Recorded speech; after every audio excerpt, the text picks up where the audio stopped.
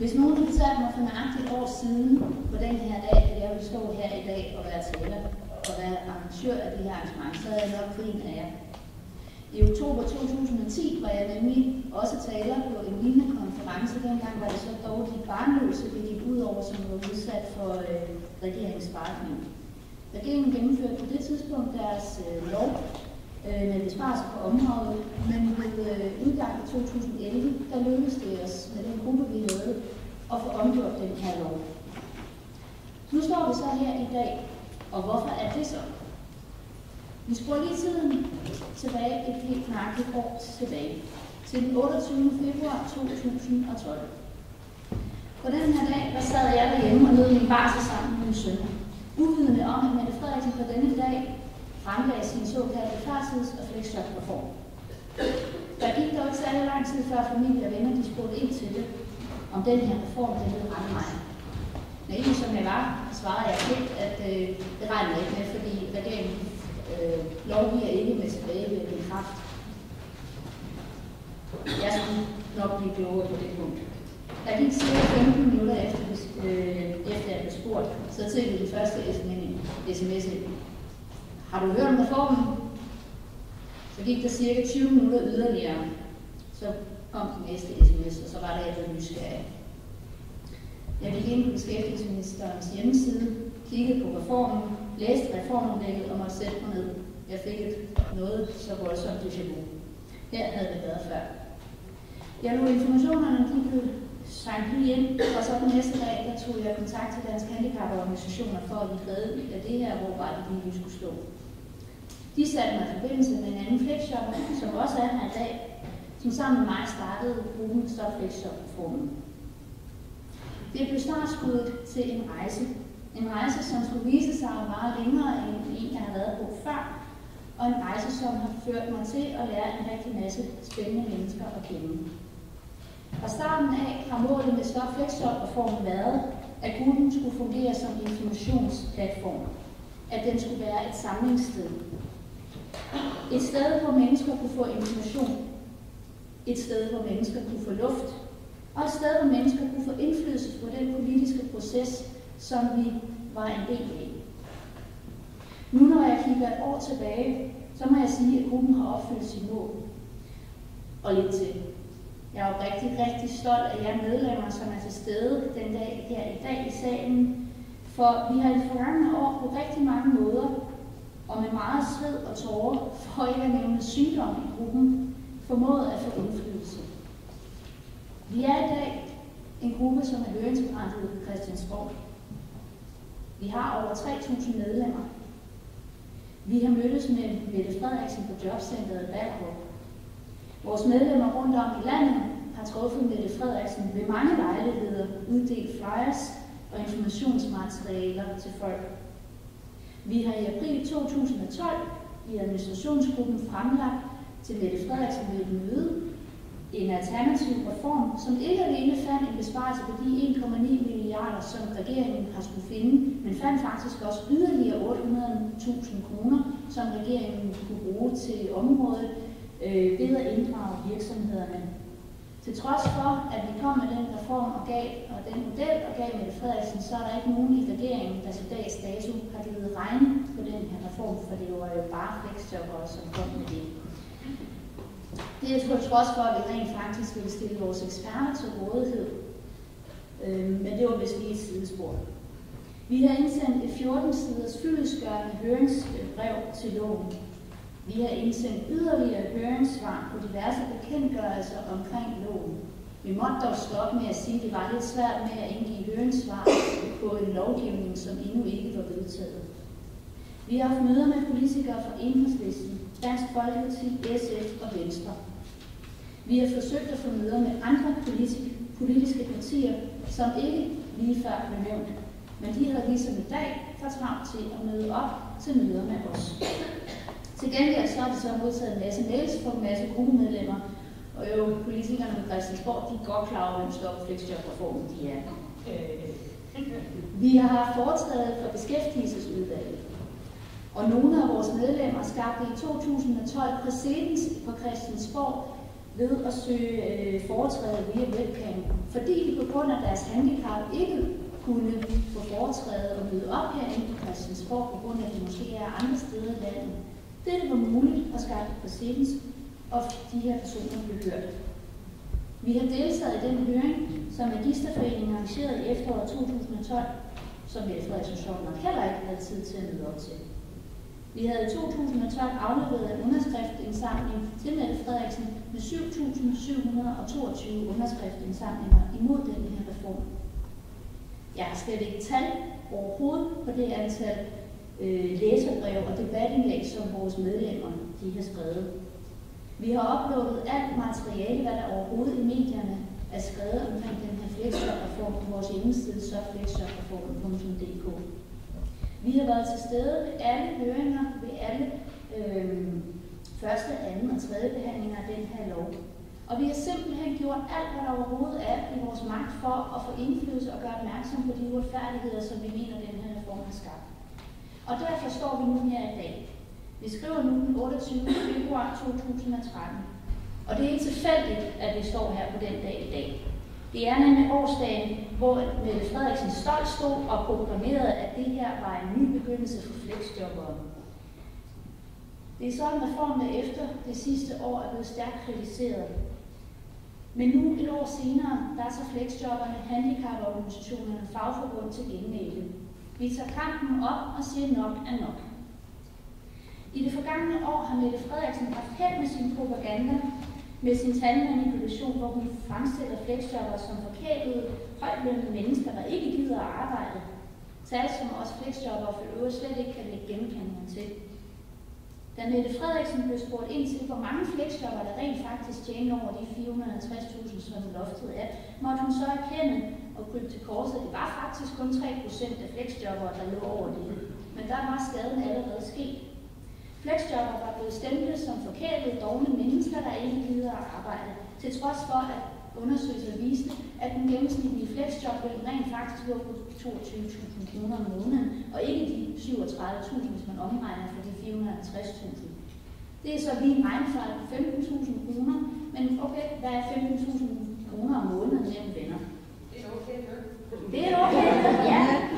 Mette Frederiksen mener åbenbart, at hvis man giver handicappet en gulerod nok, at så vil jeg, der sidder i kørestol, som lider af sklerose, som er handicappet, at hvis man bare fratager jer pengene, jamen så rejser jeg sgu nok op og begynder at gå. Men kære Mette Frederiksen, kære regering, sådan forholder det sig bare ikke. Mennesker med handicap, som er visiteret til flexjob, de lider af en varig nedsat arbejdsevne. Det nytter altså ikke noget, som vi har hørt så mange gange før, at give at økonomiske incitamenter, at det hjælper folk. For uanset hvor mange penge man fjerner fra den her person, så kommer vedkommende altså ikke til at gå.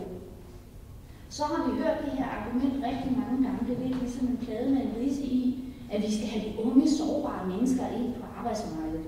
Ja, det var det er der sådan set heller ikke nogen i vores gruppe, der er uenige i. Men det kunne det sådan set godt være muligt på den gamle ordning. Med den nye reform skader man dermed alle de flexjobbere, som i dag kan arbejde over 10 timer. For at få enkelte, måske på 100, eller optimistisk, lad os sige 1000 mennesker, lad os få dem ind på arbejdsmarkedet i mini-flexjob. Så offrer man altså alle de 70.000 flexjobbere, som i dag er velfungerende på arbejdsmarkedet. Man forringer vilkår for en stor gruppe sårbare mennesker, som er uden skyld i deres sygdom, for at gøre plads til de såkaldte mini-flexjobbere. Jo, intentionerne har været gode, og jeg giver Mette Frederiksen. Hun har været rigtig god til at sælge sin reform, men hun har ikke været særlig god til at lytte. Mange handicaporganisationer har i deres høringssvar gjort opmærksom på, at den her reform er konventionsstridig.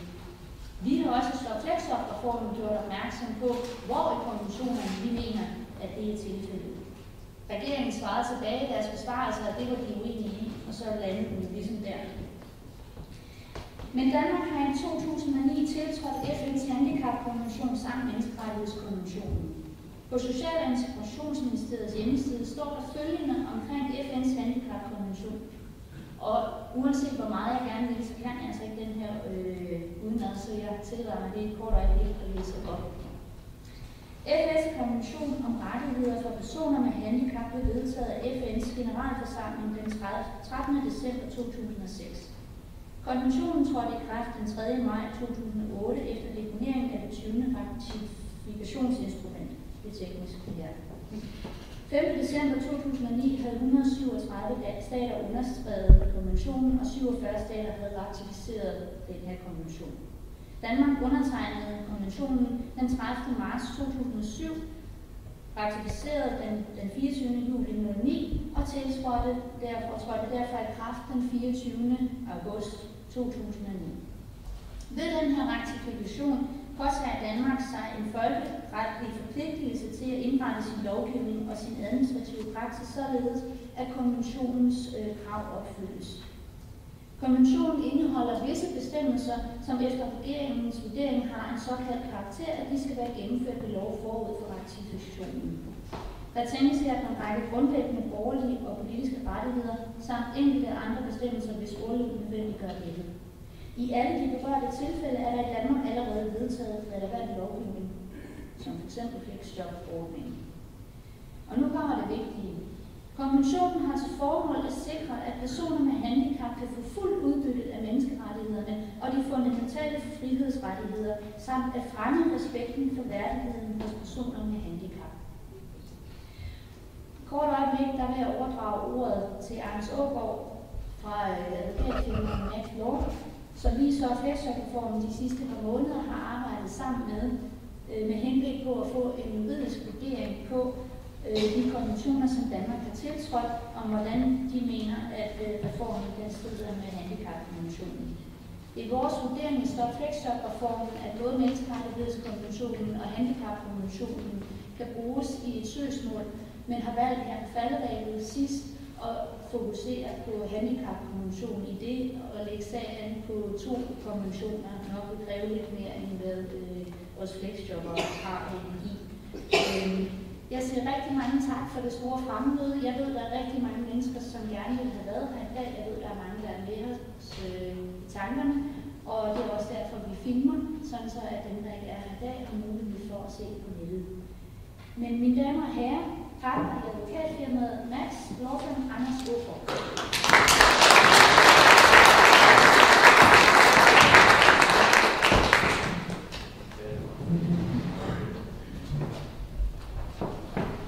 Tak, Helle.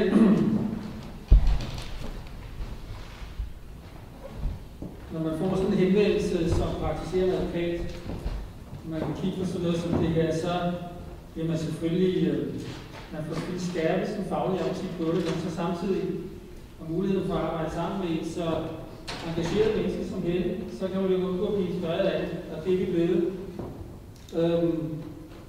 Jeg har en lille dagsorden for den her præsentation, som jeg har forberedt til i dag. Og den har indeholdt følgende punkter. Først vil jeg redegøre kort for den virksomhed, som jeg repræsenterer af, Max Law. Så vil jeg fortælle lidt om de ændringer, som er sket i fleksjob-lovgivningen, som vi finder interessant for spørgsmålet om eventuel overtrædelse af FN's handicapkonvention. Så vil jeg rette min opmærksomhed på artikel 27 i handicapkonventionen, som er den bestemmelse, som vi finder særlig relevant.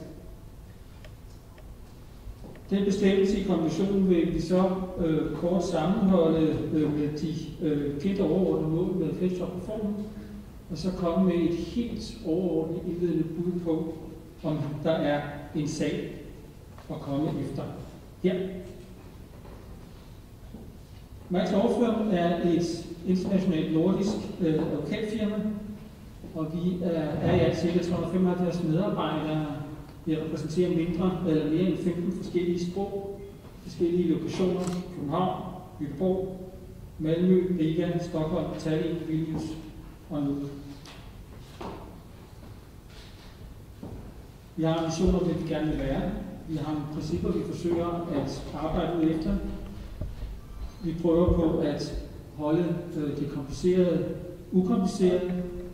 Vi forsøger at være direkte og tilgængelige i vores kommunikation. Vi forsøger at være dynamiske i vores væremåde og være skridt foran.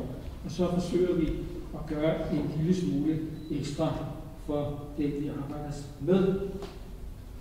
Jeg har en række teams, som dækker en række industrier og brancheområder, og det vil jeg ikke komme nærmere ind på her, alene præsentere den her slide for at demonstrere dybden og bredden i vores virksomhed. Og nu vil jeg så gå over til det, som vi i forhold til den opgave, vi ser foran os nu, anser for at være de væsentligste relevante ændringer i lovgivningen i forbindelse med flexjob og få den kigge over til. Som I alle ved, så var det tidligere sådan, at man som flexjobber fik ansættelse i en fuldtidsstilling. Der skete fuld betaling fra ens arbejdsgiver til personen i flexjob, og der skete derefter en reduktion, et løntilskud til arbejdsgiveren fra det offentlige. Og hvordan er det så nu helt overordnet? Ja, den her ansættelse, som man som flexjobber får nu, den sker efter vurdering af en individuel mulig arbejdsindsats. Og det sker på baggrund af en prøvelse af den enkelte arbejdstagers mulige arbejdsintensitet eller produktivitetsgrad, som den er ved ansættelsesforholdets begyndelse. Det sker der så løbende af. Der sker et supplerende tilskud fra kommunen til arbejdstageren, altså ikke arbejdsgiveren. Og disse her ting medfører altså, at der er en risiko for, at der i modsætning til tidligere er en risiko for afvigelse fra den mindsteløn, som eksisterer medfører gældende overenskomster, og der er en risiko for, at man som flexjobber får en mindre løn, end man ville have fået i fuldtidsstilling. Og der er jo så forskellige konsekvenser af det. En af de navnliggende konsekvenser er jo så også, at man som flexjobber kan komme i den situation, at det er sværere at opnå kredit, hvis man for eksempel skal købe en bolig eller foretage andre investeringer. Det vi så har gjort, det er, at vi har kigget i FN's handicapkonvention, og vi har fundet handicapkonventionens artikel 27, som vi synes indeholder nogle relevante bestemmelser i forhold til den her reform.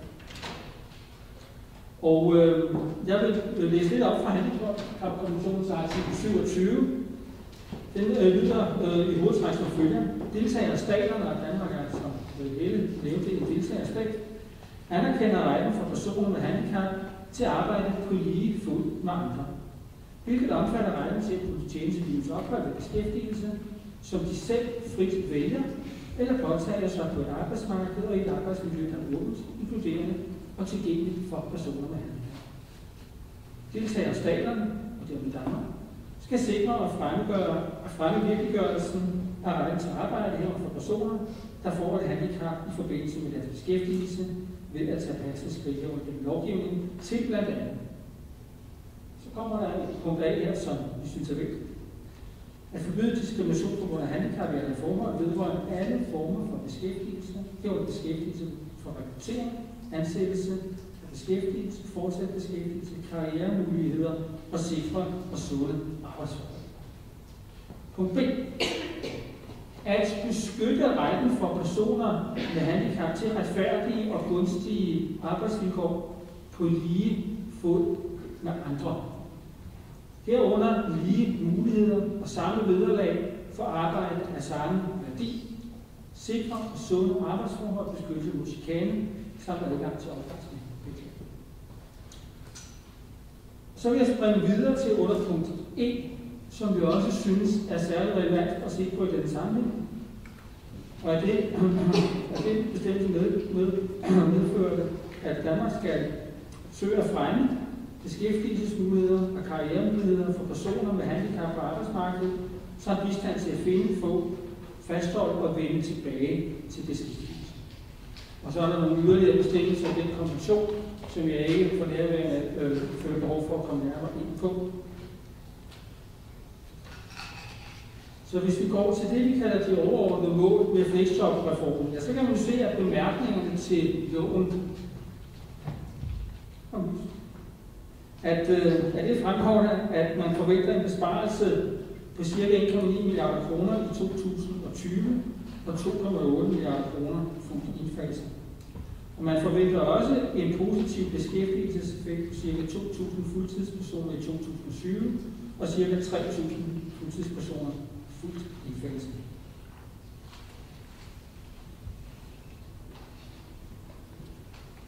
Og når vi så skal se på, at det her er noget, som tiltrækker opmærksomhed fra en juridisk synsvinkel, foreligger der et muligt brud på FN's handicapkonvention.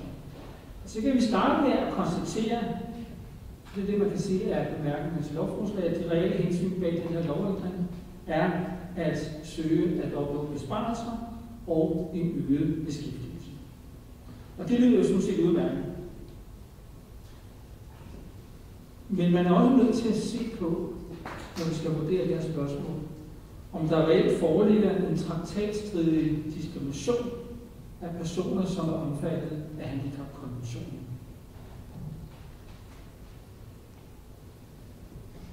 Og det mener det afhænger af, om den her lovændring, om den er sagligt begrundet, og om den ikke går videre.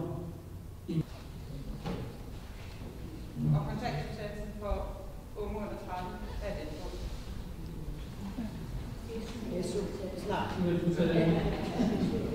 Den er nemlig den kommer nemlig ned til SU-tak med den reform, vi har. Ja. Men det er klart, at igen, det er et af de aspekter, som vi er meget opmærksomme på, og som vi også mener er dybt uenige. Jeg synes, vi har gjort en indsats, og det ved jeg også, du selv har gjort i Stoflæser på Formulasi ved at råbe op og ned til dit blå i hovedet for mit vedkommende svindel.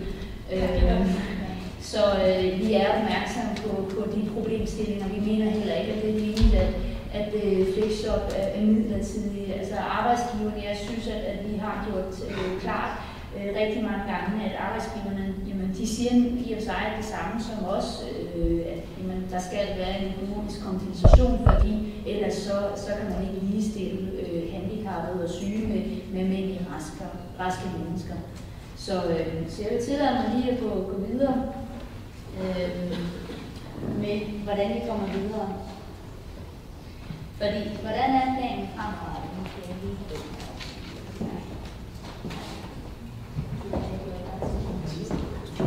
Først og fremmest, som det første punkt, så skal vi jo så have ligesom gjort klart, at er der opbakningen til et søgsmål. Alle, som er til stede i dag, og faktisk også dem, som ikke er til stede, der er rigtig mange, som har ytret ønske om at vide noget mere. Det er blandt andet derfor, vi har optager med, så at vi kan sende det her ud på nettet. De må meget gerne give sig til kende. Det er ikke nødvendigvis kun, som Sara spurgte ind til, jamen, hvordan gør det? Er det en gruppe? Er det nogle mennesker? Er det en organisation?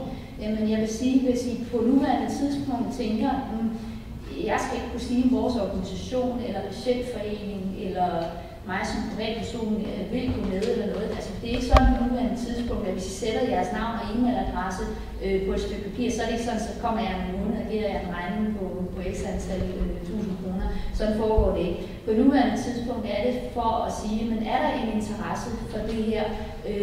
Det kan være, at der er nogen, der siger, at vi vil godt lægge navn til det, vi vil gerne være med. Det kan typisk være handicaporganisationer, Dansk Handicap-organisationer, Dansk Handicapforbund, som vil være oplagt til det, men også organisationerne. Men de har som typisk ikke sagt hvor godt dansk, de er måske ikke røven fuld af penge, men det er måske andre muligheder for at skaffe de her penge. Så der er et afhold for, om vi siger, at vi vil ikke have snart på et søgsmål, men vi måske betale, eller vi vil gerne være med, men vi kan ikke betale. Hvis I er interesseret, så tag kontakt til Stoflæser-reformen på nuværende tidspunkt. Det er vel det samme som, da vi skulle have her rejst interessestiller til Lissabon-sagen. Nu kender jeg ikke den sag helt konkret, men det kunne være, at det kunne være det samme. Nej, pas, må jeg melde. Men det, der reelt set skal ske, det er, at alle dem, der viser interesse for det her, de skal være med til en stiftende generalforsamling. Der skal oprettes en forening, hvor vi så har en stiftende generalforsamling.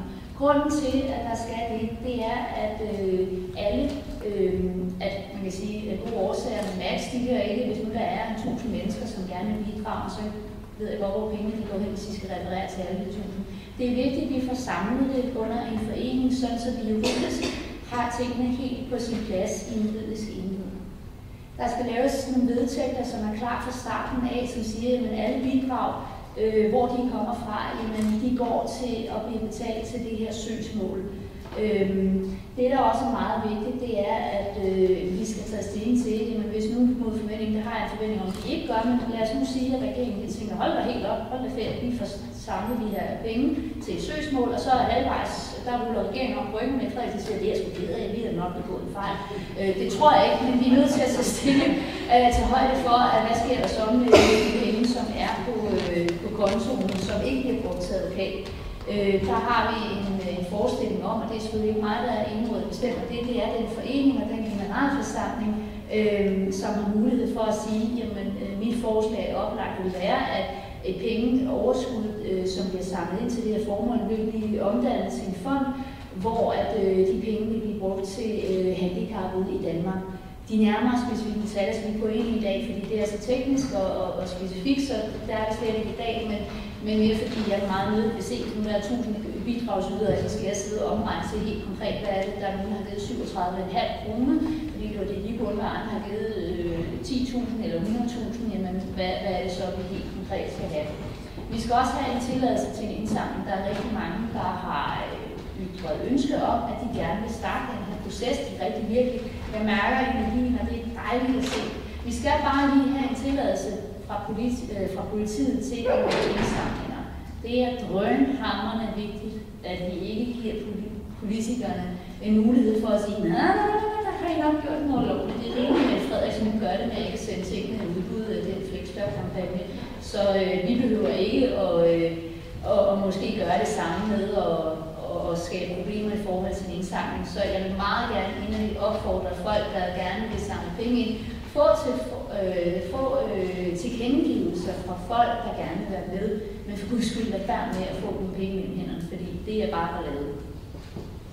Vi har også en plan om at lave et samarbejde med fundraiser med en virksomhed, fordi at som vi alle sammen nok kan huske tilbage til december 2012, hvordan aktivitetsniveauet og energiniveauet, for ikke at nævne så Flexberg-reformen, hvordan det var. Nu ved jeg ikke med jer andre, men mit personlige energiniveau, det lå på et meget lille sted, da vi kom til, at Flexberg-reformen blev vedtaget. Og det er vigtigt, at der kommer folk, at de beløb, der skal samles, de er så store.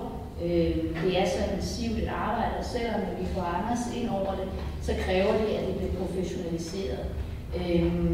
Man kan gøre det på mange måder igen. Jeg lægger mig ikke fast på det, men der er muligheder, hvor man siger, at i stedet for, at vi afsætter et beløb til en fundraiser eller et firma til at gøre det for os, jamen så kan man gøre en model, det vil sige, at hvis de skaffer penge, så tager de måske et par procent af det, der bliver indsamlet, hvor at vi så den vej kan gøre det. Igen, det er ting, som vi skal diskutere på den her generalforsamling, men det er meget vigtigt, at det ikke er individer som enkelte personer, som udelukkende kommer til at have ansvaret for det her. Så til det helt konkret ud af, at der er mange, der sidder gerne og vidner om økonomien i det. Spørgsmålet, som der blev rejst i går, da jeg snakkede med Anders, det er, skal vi tage højde for, at der skal føres en sag, eller skal vi også tage højde for indsamlingen, hvis nu at det er sådan, at vi vinder sagen? Fordi så er det højst sandsynligt, at den danske stat bør anke den sag, og så skal det føres ankesag. Så det skal vi også tage stilling til. Hvis regeringen de anker, hvis vi vinder, så skal sagen for højesteret. Og i løbet af 3 uger fra, at vi så vinder den her sag, så kan vi have 3 uger, hvor vi siger party og er rigtig glade, og så kommer regeringen og siger, at vi anker sig sagen. Så skal det i løbet af 3 uger være klar til med Anders og sige, okay, men fint, så går vi i gang igen. Det skal der så tage stilling til, om vi så skal Til et enkelt søgsmål uden ankesag til den første var bare. Ja. Der skal det estimeres, at omkostningen ligger et sted på 2,5 til 3 millioner kroner. Jeg kommer tilbage til den fri proces om et øjeblik. Og til en ankesag, der estimeres det så, at der skal bruges 1,5 million kroner. Beløbende størrelse ligger til grund for, at der er på nuværende tidspunkt et grundlag for, hvordan de har beregnet de her, hvad flexjob-reformen ligger til grund for. Der ligger nogle rapporter og nogle undersøgelser omkring flexjob, og for at man skal udfordre det, skal der højst sandsynligt laves nogle undersøgelser, der skal laves rapporter, der skal læses rapporter, der skal laves massiv research. Jeg tror, at samtlige mennesker i det her år, måske som har haft lidt med fingrene nede i Mette Frederiksens reform, godt ved, at SFI-rapporten, Arbejdsmarkedskommissionsrapporten og diverse andre ting, at det kunne måske godt være, at man lige skulle kigge dem igennem, fordi det er sådan lidt åbent til fortolkning, i hvert fald min personlige vurdering. Og der vil være behov for, at man skal lave nogle undersøgelser, og de koster altså adskillige 100.000 kroner. Det er sat højt med den præmis, at vi ikke halvvejs eller trekvartvej i forløbet lige pludselig lever tørt for penge. Er der overskud? Det er ikke sådan, at andre siger, at vi har fået 3 millioner kroner til at føre sag, så vi kører den hele vejen igennem, og så tager vi 3 millioner. Hvis det kun koster 2,5 millioner eller 2 millioner, jamen så er det det, der faktureres, og så resterende overskud går så til de formål, som foreningen de gør. Hvem forventer vi så at bidrage? Det var jeg lidt inde på før. Alle, som har midler og mulighed for det, dem opfordrer vi os til at tage kontakt til os. Fordi der er som sagt ikke nødvendigvis kun det spørgsmål med penge. Der er nogen, som har penge, men som helst ikke vil have deres navn på et søgsmål af åbenlyse årsager. Det kan være fagforeninger. Men det kan også være tilsynning, hvor handicaporganisationer siger, at vi vil snart gerne lægge sag an, for vi mener rent faktisk, at det bør der, men vi har ikke nogen penge. Jamen fint, lad jeg ikke afskrække af de beløb, jeg nævner, fordi at viljen er der til at skaffe de her penge, så jeg er overbevist. Altså, jeg og de mennesker i gruppen i Stop-Flexjob-reformen, I finder ikke nogle mere motiverede mennesker til at skaffe de her penge. Og så er det selvfølgelig også, at man kan sige, at der skulle laves en fundraising-kampagne. Altså vi har Danmarks Indsamling som eksempel. Vi kan da passende lave en flex joblandsindsamling. Altså der er kreativitet i gruppen. Jeg er stolt af alle sammen.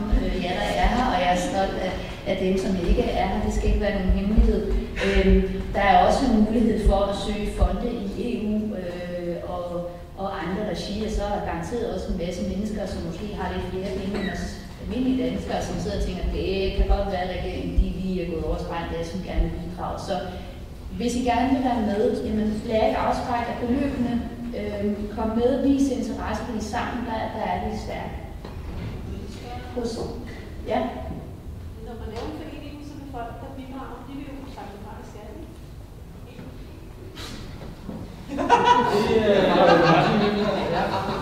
Det vil jeg gerne have. Den vender vi lige tilbage til, men jo, det kunne, altså lad os bare overvise alle kreative tiltag, altså må vi se, hvor kreativt Mette Frederiksen kan være, men udspunkter, så touché, lad os se, hvad vi kan finde ud af. Jeg skal ikke love noget, men jo, det er muligt. Processen, hvis interessen er til stede her i salen, og også efterfølgende, jamen så skal der snarest muligt lave en stiftende generalforsamling af foreningen, hvor vi jo så vælger en bestyrelse. Jeg har ikke snakket med enkelte personer, men det kunne være oplagt, at de store foreninger, handicaporganisationer, det kan også være fagforbund, vil være med i det. Mere for at vi får professionaliseret det mere, så det ikke er flexjobber, der nødvendigvis som mig selv, som bliver søgt med stress, at det er også der nødvendigvis står og har det fulde ansvar. Det er vigtigt, at Anders får nogle mennesker at referere til, som skal stå processen. Og hvorfor er det så nødvendigt? Jamen rent juridisk, så er der nogen, der skal være ansvarlige for den her proces. Det nytter som sagt ikke noget med, at man har 1.000 eller 10.000 bidrag osv., som hver især har deres helt eget lille grund til, hvorfor de bidrager. Det kan vi simpelthen ikke administrere. Max Law Firm, de skal som sagt have nogen at referere til, og det er derfor, at vi har lavet det her setup. Igen, der er ikke noget, der er fastsat på det her 100%, det er ikke cementeret, så er der nogen, der har en bedre løsning end den, jeg er kommet med, så hører jeg meget gerne fra, at vi er åbne for forslag, fordi det er ikke fastsat. Jeg tror, de studerende, de kommer til at høre, at det dunker lidt. Så. Hvornår kan sagen så starte? Ideelt set, så vil det være dejligt, at vi starter processen, og vi har det fulde beløb til en ankesag. Men så er det nok nogle af jer, der sidder og tænker, så har det nok lige nogle lange udsigter til at lægge sagen mod staten. Jeg har aftalt med Anders, at i en proces, at der kan vi principielt starte, når vi har indsamlet 1,5 million kroner. Fordi så er det nok til, at vi kan gå i gang med research-delen, som er nødvendig for at komme nærmere omkring de helt specifikke processer. Indledningsvis, ja. Så skal der så, det som jeg, hvad Anders kommer til at gøre, så skal der indhentes retspraksis for EU, fordi som man siger, der er simpelthen den her lovgivning og FN's konvention. Den er så ny, så der er ikke nogen, der har udfordret den endnu. Men for guds skyld, fordi der er ikke nogen, der har udfordret den, betyder jo ikke, at vi skal give politikerne fri proces til at bare gøre, hvad de vil. Der er mange, der mener, at det her er i strid, så lad os udfordre dem. Der skal læses rapporter og data, som jeg nævnte før. Jeg tror, jeg kommer lidt i forkøbet, og så hvor der regner data, så skal der laves de her undersøgelser. Og det her, når vi så har lavet det, så er det så der, hvor vi er klar til at udmunde i en stævning, hvor, og det tror jeg, der er rigtig mange flexjobber, der gerne vil være med. Jeg ved ikke, hvordan det foregår, ligesom i USA, hvor man kommer med et stykke papir og siger, Mette Frederiksen, du er her med indstævning. Hvis det er den dag, den kommer, så ved jeg i hvert fald, så tror jeg, at der er mange flexjobber i Danmark, der gerne vil være sådan bagved og se det ansigtsudtryk, så siden bemærkning.